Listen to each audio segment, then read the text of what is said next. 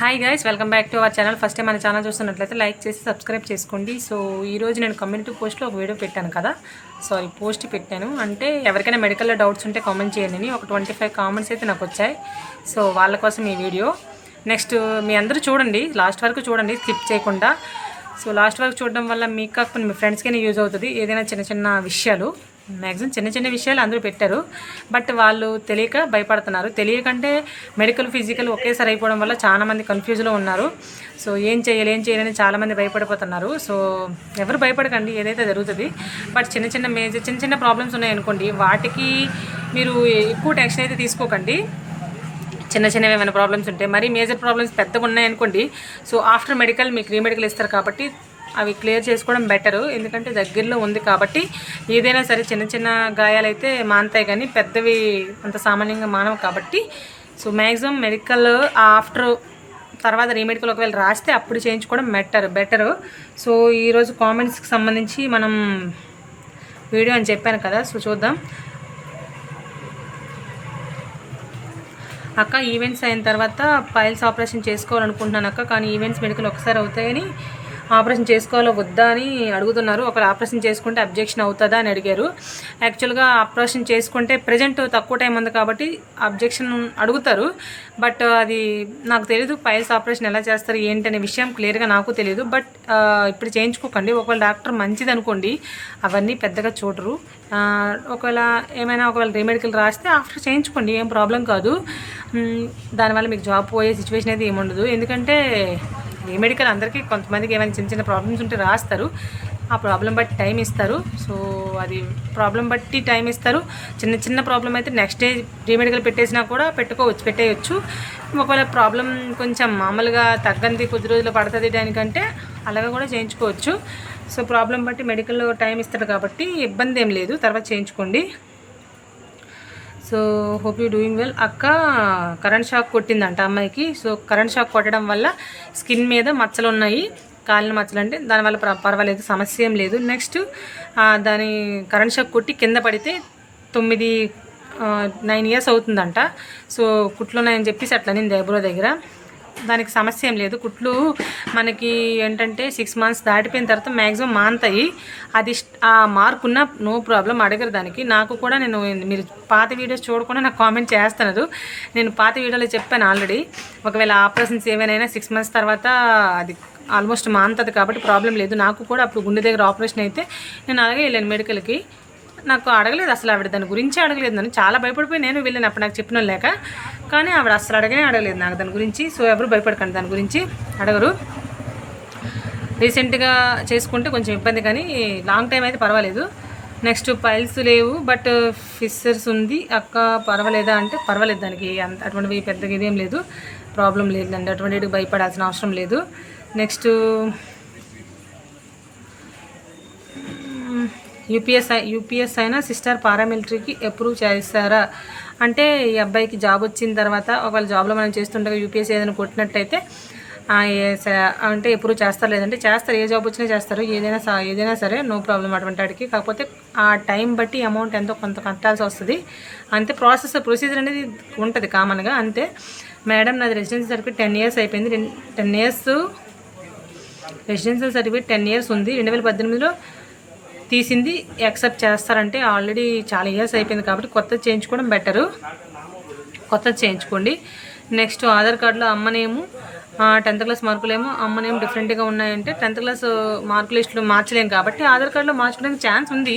దానికి పక్కలకు అడగాల్సిన అవసరం లేదు. మార్చుకోవడానికి ఛాన్స్ ఉన్నప్పుడు మ్యాక్సిమం ట్రై చేయండి మార్చుకోవడానికి. ఇంకా అవకాశం లేదు అంటే మరి దానికి ఏం చేయలేము. ఇప్పుడు SSC అప్లికేషన్ ఉందంటే దానికి మార్చుకోవడానికి ఛాన్స్ లేదు కాబట్టి మనం మార్చలేము. ఇప్పుడు ఆధార్ కార్డులో మార్చుకోవడానికి ఛాన్స్ ఆప్షన్ ఉంది. సో అటువంటి వాటికి మార్చుకోండి, చిన్న వాటికి కోసం ఇచ్చేయకండి. ఒకవేళ మీకు జాబ్ వచ్చింది అనుకోండి, మీరు తర్వాత మీ సర్వీస్ బుక్లో మదర్ నేమో అలా ఎంటర్ చేసినప్పుడే మీకు ఇబ్బంది అవుతుంది. అందుకే ప్రస్తుతానికే మార్చుకోండి, తర్వాత అయినా మార్చాల్సి అయితే మీకు పరిస్థితి ఉంటుంది కంపల్సరీగా. అందుకే ప్రజెంటే అన్నీ క్లియర్ చేసుకోండి అవకాశం ఉన్నప్పుడు. డొమిసైల్ సర్టిఫికేట్ ఫోటో దానిపైన ఒక వీడియో చేయక్క అన్నారు. ఆల్రెడీ నేను డొమిసైల్ సర్టిఫికేట్ ఎలా ఉంటుంది ఏంటని చెప్పేసి కమ్యూనిటీ పోస్ట్లో పెట్టాను. పేపర్ ఫోటో తీసేసి ఒకసారి చెక్ చేయండి. డొమిసైల్ సర్టిఫికేట్ గురించి ఆ వీడియోలో కూడా చెప్పాను నేను. మీరు ప్రీవియస్ వీడియోలో ఒకసారి చెక్ చేయండి. చెక్ చేస్తే మీకు కంపల్సరీగా తెలుస్తుంది. నేను క్లియర్గా చెప్పాను. మీరు ఎంఆర్ఓ ఆఫీస్కి వెళ్తే అన్ని క్లియర్గా చెప్తారు వాళ్ళు. విఆర్ఓ నీకు క్లియర్గా చెప్తారు. మీరు ఇటువంటి సర్టిఫికేట్స్ గురించి ఏవైనా డౌట్స్ వచ్చాయనుకోండి, మా అలాంటి వాళ్ళకి కామెంట్స్ పెట్టడం కన్నా మీరు డైరెక్ట్గా ఎంఆర్ఓ ఆఫీస్కి వెళ్ళారనుకోండి, అక్కడ విఆర్ఓకి అడిగితే మీకు అన్నీ క్లియర్గా చెప్తాడు ఆయన. మీరు దాని గురించి పక్క వాళ్ళకి అడగాల్సిన అవసరం లేదు. మీకు అన్నీ వాళ్ళే చెప్తారు. సో వాళ్ళకన్నా మనం చెప్పలేం కదా మనము. సో అదనమాట విషయం. డొమిసైల్ సర్టిఫికేట్లోనే మనకి ఏంటంటే ఎంఆర్ఓ, ఆర్ఐఓ, విఆర్ఓ సంతకాలు ఇవన్నీ ఉంటాయి. సో అదనమాట. ఒకసారి నేను ఫోటో పెట్టాను, ఒకసారి చూడండి. చూస్తే మీకు తెలుస్తుంది. కమ్యూనిటీ పోస్ట్లో పెట్టాను నేను. నెక్స్ట్ పిఎస్టీ నేను ఒక వీడియో ఇంతకుముందు నిన్న ఇప్పుడు పెట్టాను కదా. అది యాక్చువల్లీ నేను ఆ వీడియో షూట్ చేసి చాలా రోజులు అయిపోయింది. అప్పటికి ఫిజికల్ డేట్ ఇవ్వలేదు. నేను అందుకే ఫిజికల్కి మెడికల్కి ఇలా టైం ఉంటుందని చెప్పేసి మధ్యలో చెప్పాను. బట్ ఈ తర్వాత మెడికల్ ఫిజికల్ ఒకేసారి చెప్పేసి వచ్చింది వార్త. అది ఏదేమైనప్పటికీ సరే నేను చెప్పే విషయం ఒకటే, ఏదైనా మనం మెడికల్కైనా ఫిజికల్కైనా మనం ప్రిపేర్ అయ్యి ఉండాలి అంతే. పన్ను పుచ్చితే రిజెక్ట్ చేస్తారా? పన్ను పుచ్చితే అంటే చెక్ చేస్తే మ్యాక్సిమం రిజెక్ట్ చేస్తారు. మాకు మెడికల్ అయినప్పుడు చెక్ చేయలేదు పళ్ళు. అసలు నాకు ఇక్కడ చూసినా దొంతు పన్ను ఉంది. దొంతు పన్ను కోసం ఎంతో భయపడిపోయాను నేను. కాకపోతే చెక్ చేయలేదు, పళ్ళు చెక్ చేయలేదు. నేనైతే నా పళ్ళు నీట్గా ఉన్నాయి, కానీ నేను ఏం ఫిల్లింగ్ అవసరం లేకపోయినా సరే నాకు ఎక్కడో చిన్న లోపల చిన్నది ఏదో గుళ్ళ పంటే మనం ఏదైనా తింటే దూరిపోద్ది కదా, అటువంటి చిన్న గుళ్ళు ఉంటే అటువంటి అడిగి కూడా నేను ఫిల్లింగ్ చేయించుకున్నాను. మరి ఇటువంటివి చేయించుకొని వెళ్ళడం మంచిది. అది తీయించేసి డాక్టర్ దగ్గరికి వెళ్తే మ్యాక్సిమం చెప్తారు ఎలాగ ఏంటది. సో వెళ్ళి ఒకసారి ట్రై చేయండి. అటువంటి ఒకవేళ చెక్ చేశారనుకోండి, రిజెక్ట్ అయితే చేసిరు పూర్తిగా. కాకపోతే అవసరం లేదు కదా, వీలైనంత వరకు మన ప్రయత్నం మనం చేయాలి. సో అదనమాట. నెక్స్ట్ అక్క, నేను బాబుకి ఫీడింగ్ ఇస్తున్నాను. కొంచెం పాలు ఫీడింగ్ ఇచ్చినప్పుడు ఆటోమేటిక్గా పాలు గడ్డలు కడతాయి. 1 or 2 hours పాలు ఇవ్వకపోతే కంపల్సరీగా గడ్డ కడతాయి. ఏమైనా ప్రాబ్లం ఉంటుందంటే దానివల్ల ప్రాబ్లం ఏమి ఉండదు. మీరు ఆ డాక్టర్ మేడంకి చెప్పుకోవచ్చు, ఇలా 6 months బేబీ ఉంది, లేకపోతే చిన్న బేబీ ఉంది, నాకు పాలు ఇస్తాను అని చెప్పేసి. అటువంటి గడ్డలకు అడగరు వాళ్ళు. తెలుసు వాళ్ళకి కదా, తెలుసు దేనికి సంబంధించి ఏంటనేది. సో మీరు ఒకవేళ ఆవిడ ప్రెస్ చేసినా కూడా మీకు పాలు పడతాయి కాబట్టి నో ప్రాబ్లం. నెక్స్ట్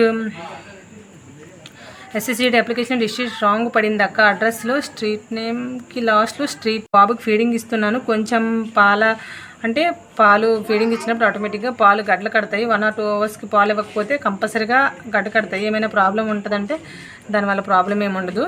మీరు ఆ డాక్టర్ మేడంకి చెప్పుకోవచ్చు, ఇలా 6 months బేబీ ఉంది, లేకపోతే చిన్న బేబీ ఉంది, నాకు పాలు ఇస్తాను అని చెప్పేసి. అటువంటి గడ్డలకు అడగరు వాళ్ళు. తెలుసు వాళ్ళకి కదా, తెలుసు దేనికి సంబంధించి ఏంటనేది. సో మీరు ఒకవేళ ఆవిడ ప్రెస్ చేసినా కూడా మీకు పాలు పడతాయి కాబట్టి నో ప్రాబ్లం. నెక్స్ట్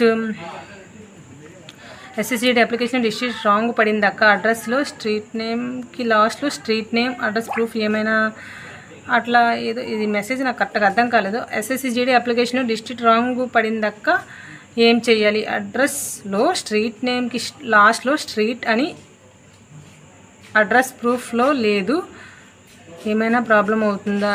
చిన్న వాటికి ఇబ్బంది ఏం లేదు.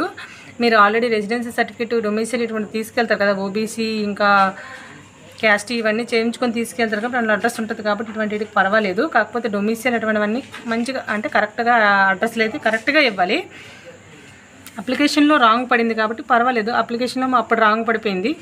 ఇంకా కాకపోతే ప్రజెంట్ మీరు డొమిసైల్ అటువంటి చేయించినప్పుడు కరెక్ట్గా చేయించుకోండి. SSCD అప్లికేషన్లో డిస్ట్రిక్ట్ రాంగ్ పడింది. సో ఇప్పుడు దానికి మార్చే ఛాన్స్ లేదు కాబట్టి ఇంకా దాన్ని వదిలేసి రెసిడెన్సీ సర్టిఫికేట్ అటువంటివన్నీ చేయిస్తారు కదా, సో అందులో క్లియర్గా చేయించుకోండి.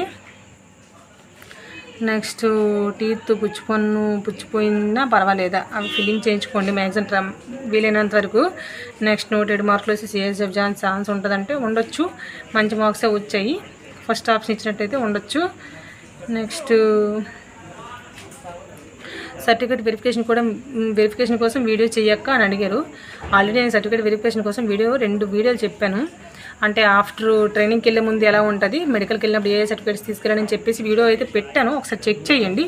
నెక్స్ట్ ఏంటంటే పోలీస్ వెరిఫికేషన్ సర్టిఫికేట్ గురించి కూడా అడిగారు. పోలీస్ వెరిఫికేషన్ సర్టిఫికేట్ అనేది మీకు ప్రస్తుతానికి మెడికల్కి అయితే అవసరం లేదు. మెడికల్ వరకు ఆఫ్టర్ మెడికల్ మీరు ట్రైనింగ్కి వెళ్ళే ముందు పోలీస్ వెరిఫికేషన్ సర్టిఫికేట్ అనేది తీసుకొని వెళ్ళాలి. అదే దాన్ని క్యారెక్టర్ సర్టిఫికేట్ కూడా అంటారు. మీకు దగ్గరలో ఉన్న మండలంలో పోలీస్ స్టేషన్ ఉంటుంది కదా, అక్కడికి వెళ్తే చెప్తారు వాళ్ళ ప్రాసెస్. నేనైతే సచివాలయంలో అప్పుడు చేయించుకున్నాను. ఫస్ట్ సచివాలయంలో వీఆర్ఎం కలిసి అది అప్లికేషన్ పెట్టిన తర్వాత ఒక లెటర్ కూడా రాయాలి మీరు. అంటే నేను SSCGD క్వాలిఫై అయ్యాను, నాకు ఇలాగని చెప్పేసి ఒక లెటర్ రాసిన తర్వాత అది దాన్ని అవన్నీ పట్టుకొని వెళ్ళి మనం పోలీస్ స్టేషన్కి వెళ్ళిన తర్వాత ఎస్ఐ సార్ని రిక్వెస్ట్ చేసేసి అప్లికేషన్ ఆన్లైన్ ప్రాసెస్ అవుతుంది ఇప్పుడు. సో డిజిటల్స్ అయినా వస్తాయండి అదనమాట. అక్కడికి వెళ్తే మీకు అన్నీ క్లియర్గా చెప్తారు. అటువంటి వాటికి VROకి అడిగితే మీకు అన్నీ క్లియర్గా చెప్తారు. సో అదనమాట. లాస్ట్ నోటిఫికేషన్కి అప్లై చేసినప్పుడు నేను అడ్రస్ దగ్గర డిస్ట్రిక్ట్ మిస్టేక్ వచ్చింది. కొంతమంది అడుగుతున్నారు, అంటే ఇప్పుడు చాలామంది డిస్ట్రిక్ట్స్ అనేవి చేంజ్ అయినాయి. అంటే మనకు 10th క్లాస్ మార్క్ లిస్ట్లో మాది ఇది 10th class mark list Vizianagaram ఉంది, కానీ ప్రస్తుతానికి మాది పార్వతీపురం మన్యం అయిపోయింది. దానికి అటువంటి వాటికి ఏం చేయలేము, ఎందుకంటే మనం మార్చింది కాదు కాబట్టి వాళ్ళు మార్చారు కాబట్టి అటువంటి వాటికి పర్వాలేదు. కాకపోతే ప్రెజెంట్ మనకి వచ్చిన సర్టిఫికేట్స్ అన్నీ కూడా ఏ డిస్ట్రిక్ట్ అయితే చేంజ్ అయిందో ఆ డిస్ట్రిక్ట్ మీద వస్తాయి. సో నో ప్రాబ్లం దానివల్ల. ఓకేనా. నెక్స్ట్ ఇప్పుడు మెడికల్కి వెళ్ళే వాళ్ళకి చాలా యూజ్ అవుతుంది అక్క, thank you so much. So చాలామంది నాకు మంచిగా కామెంట్స్ పెడుతున్నారు, థ్యాంక్ యూ సో మచ్ అందరికీ కూడా. అమ్మాయిలకి ఈవెంట్స్ ఫస్ట్ ఉంటాయి లాస్ట్ ఉంటాయి అని చెప్పేసి అడుగుతున్నారు. ఫస్ట్ ఉన్నా లాస్ట్ ఉన్నా నాకు అప్పుడు గుర్తులేదు సార్ కరెక్ట్గా, మాకు ఫస్ట్ అయ్యాయే లేదనేది. కాకపోతే ఫస్ట్ ఉన్నా లాస్ట్ ఉన్నా మరి మనం ప్రిపేర్ అయ్యి ఉండాలి, పెద్ద డిఫరెన్స్ ఏమి ఉండదు. ఆడవాళ్ళకి సేఫేనా అండి, లైక్ బాటర్స్లో డ్యూటీస్ చేయడం ఇవన్నీ కూడా అంటారు. ఎక్కడైనా పర్వాలేదు, డ్యూటీస్ ఇబ్బంది ఏం లేదు, బట్ మన బిహేవియర్ బట్టి మన క్యారెక్టర్ బట్టి ఉంటుంది, నో ప్రాబ్లం. బార్డర్ చేసినా కూడా ఇబ్బంది పెద్ద ఏముండదు కొన్ని ఫోర్సెస్లో. సో డిస్క్లైన్ ఫోర్సెస్ ఉన్నాయి కాబట్టి అటువంటి వాటికి మ్యాక్సిమం ప్రిఫర్ చేయండి. సో మిమ్మల్ని కాంటాక్ట్ అవ్వాలంటే ఎలా అని అడుగుతున్నారు, అంత టైం లేదు నేను ఎవరితో మాట్లాడడానికి కూడా. ట్రైనింగ్లో ఉన్నాడంట అబ్బాయి CSFలో. హాయ్ అక్క, నాకు 2 పిల్లలు ఉన్నారు, C-సెక్షన్ అయింది, సెకండ్ బేబీ 10 months, మెడికల్కి ఫిట్నెస్ సర్టిఫికేట్ తీసుకెళ్లాల్సిన అవసరం ఉందంటే అవసరం లేదు అవన్నీ మెడికల్కి. మా ఫ్రెండ్ ఒక అమ్మాయి 6 months బేబీ వదిలేసి ట్రైనింగ్కి వచ్చింది, అటువంటి అసలు అవసరమే లేదు. నెక్స్ట్ ఒక్క నిమిషం.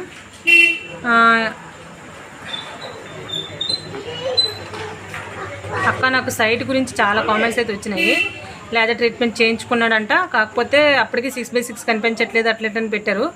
మీరు మ్యాక్సిమం ట్రై చేయండి. ఏంటంటే మీకు కనిపించినా కనిపించకపోయినా వాళ్ళు మనకు అడుగుతారు క్వశ్చన్స్ బోర్డుని చూపించేసి. అడిగినప్పుడు మీరు కంటిన్యూస్ ఏదో ఒకటి నోటుకు వచ్చి చెప్పాలి, కనిపించినా కనిపించకపోయినా సమాధానం అనేది వాళ్ళకి ఇవ్వాలి. మీరు సైలెంట్గా చుప్చాప్గా ఉండిపోకూడదు. సమాధానం ఏదో ఒకటి ఇస్తే ఆవిడ చెక్ చేస్తుంది మీరు నోరు ఇప్పుతాండ్రా లేదనేది, అంతే. కరెక్ట్గా చెప్తాండ్రా లేదని చూసిన దానికన్నా మీరు చెప్తాండ్రా లేదా ఏదో ఒకటి అని చెప్పేసి ఎక్కువ అబ్జర్వ్ చేస్తారు. కాబట్టి మీరు మ్యాక్సిమం చెప్పడానికే ట్రై చేయండి, అది తప్పైనా ఉప్పైనా. సో దానికి మనం ఇప్పుడు సైటుకి చేసేది ఏం లేదు. కొంతమంది కలర్ బ్లైండ్నెస్ ఉన్న వాళ్ళు కూడా మంచి డాక్టర్ అయితే పాస్ అయిపోతారు వాళ్ళు.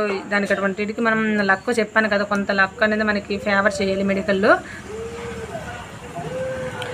లేజర్ సర్జరీ అనేది మెడికల్ తర్వాత ఒకవేళ మీకు ఇప్పటికీ ఒకవేళ రాసి ఉంటే చేయించుకోండి, తర్వాత చేయించుకోండి ఆఫ్టర్ మెడికల్. ఒకవేళ మనకి మెడికల్ రాసినట్టయితే. మెడికల్ నాకు సైట్ ఉంది, medical and document verification same day ఉంటున్నారు కదా, ఇప్పుడు లేజర్ ట్రీట్మెంట్ చేయించుకోవచ్చా లేదా? ఇప్పుడు ప్రజెంట్ అనకైతే వదిలేయండి, అవసరం లేదు, అంత వేగంగా క్లియర్ అవ్వదు ఆ సిచ్యువేషను, ఆ ప్రాబ్లం అనేది. తర్వాత ఒకవేళ చేయించుకోండి. SSF గురించి చాలామంది కొంతమంది నాకు కంటిన్యూస్గా వాళ్ళ కామెంట్స్ పెడుతున్నారు వీడియో చేయమని చెప్పేసి. అంత టైం లేదు నాకు అసలు. అంటే ఒకటికి ఇద్దరికి వాళ్ళ కోసం వీడియో చేయలేను నేను. కొంతమంది ఎక్కువకి ఏది అవసరం అవుతుందో అదే చేయగలను. అక్క మెడికల్ చేసే డాక్టర్స్ తెలుగులో మాట్లాడతారు లేకపోతే ఇంగ్లీష్లో మాట్లాడతారంటే ఇంగ్లీష్లో మాట్లాడతారు. తెలుగు వాళ్ళు మ్యాక్సిమం తక్కువ ఉంటారు, హిందీ వాళ్ళు ఎక్కువ మంది ఉంటారు. వాళ్ళకి ఎలాగో ఇంగ్లీష్ వచ్చు కాబట్టి ఇంగ్లీష్లో మాట్లాడతారు. మీరు మేనేజ్ మనకు కొంతవరకు ఇంగ్లీష్ కొంత మనం మేనేజ్ చేయగలం కాబట్టి మేనేజ్ చేసుకోవచ్చు. నాకు నోటిఫికేషన్లో కృష్ణా డిస్ట్రిక్ట్ పెట్టాను, బట్ లేటర్గా NTR డిస్ట్రిక్ట్ చేంజ్ చేశారు, will it be change any option అని అంటున్నారు. అవసరం లేదు, వదిలేయండి. కాకపోతే రీసెంట్ సర్టిఫికేట్స్ అన్నీ కూడా మీరు చేంజ్ అయింది ఏదైతే అదే ఇస్తాడు కాబట్టి అది చేయించుకోండి.